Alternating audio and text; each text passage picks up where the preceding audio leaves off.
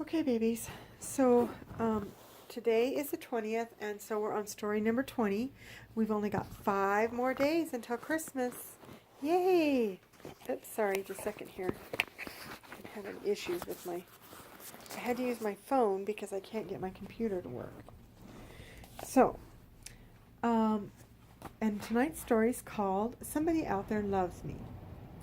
My eyes must have been as big as the brightly colored balls in the store window as I gazed at all the toys.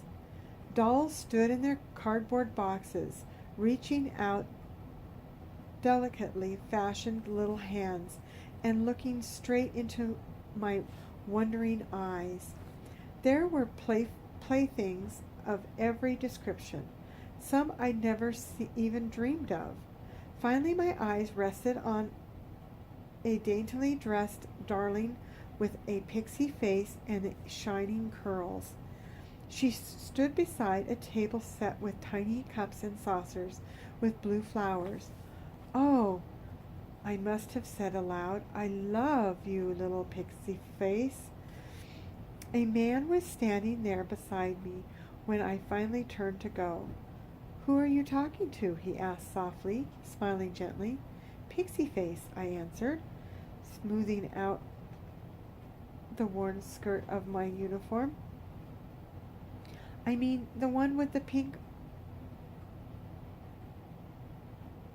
organdy dress and bonnet and white slippers. I stopped and quickly looked down, embarrassed at saying so much. He patted my head and I ran down the block towards home.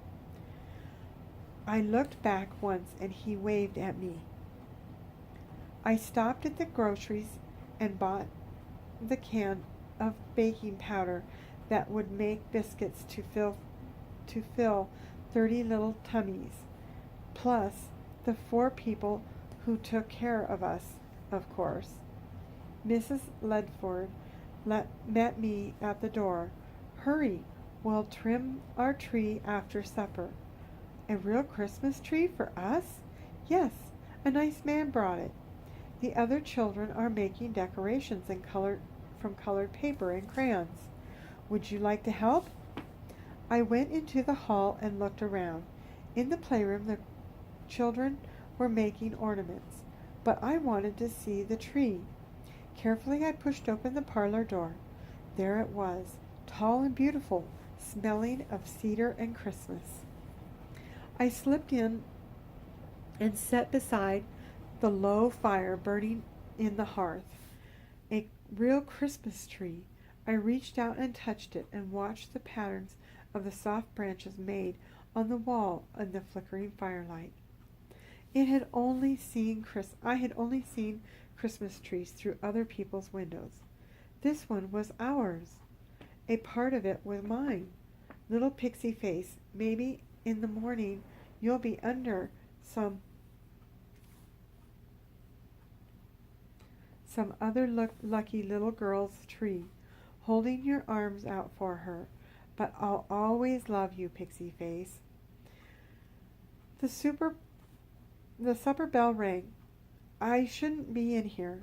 How could I get out without the others seeing me? I opened the door a crack. Everybody was busy, so I tippy-toed out. I was excited as I sat by my pal Janie and ate the biscuits, gravy, and potatoes. It's Christmas Eve, Janie whispered. Yes, and we have a tree, I whispered back. Does Santa Claus find orphans' homes? She wondered. Well, last year we got hair bows and combs, I told her, and we're pretty good, and we've been pretty good this year. One time we did sneak that apple and took turns. One time we did sneak that apple and took turns biting it. Yeah, I sniffled and giggled as Miss Luntford looked my way. Sometimes I envied my best friend a little. She at least remembered her mother and had once had a real home. Trimming the tree for something I trimming the tree was something I knew I was going to remember for a long time. Carolers came, and I sat in awe while they sang to us.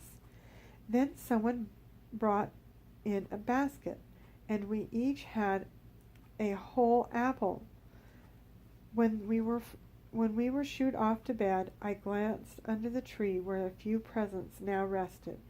Oh, if just once I could unwrap a chocolate bar or a candy cane or book just for me. Of course, I didn't have anyone to think of me that I knew of, because I was always dreaming that maybe there was someone somewhere. It took a long time to get to sleep, and I thought over and over of being handed a pretty ornament, or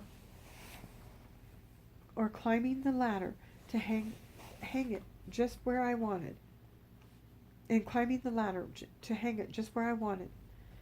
What a wonderful Christmas! Breakfast was early, and then each girl received a pair of plaid knee-high socks and a cup with her name on it. Mine was white with my name in blue. It was the prettiest thing I had ever owned. I watched some of the other girls open gifts and was happy for each one. There was scarves and stocking caps and books and a few small dolls. Janie got a small purse and a dime in it from her aunt. We all crowded around, as we always did, when Susie opened the largest gift of all from her uncle. Last year she got roller skates and promised that each of us could try them, but my turn never came. There were ohs and ahs, and she unwrapped the big silver music box with the dancing fairy on top. She gave us all a piece of gum, too. We turned as Mrs. Lutford called. A present just came for the little girl with the beautiful smile and brown curls. Everyone looked at me. I stood frozen. She couldn't mean me. Beautiful smile. Come on, Beth, Miss Lutford said, smiling. Me? Yes, it's yours. But I don't have anyone. Come, Beth, open it carefully. She set the huge box on the table. It was for me. Who? I touched my hair lip almost.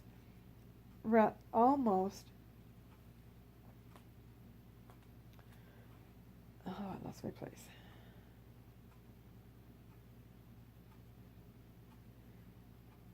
My hair lip almost reverently. The sender had made it sound almost beautiful. Never again would I put my hand over my lip or hide when a stranger came near.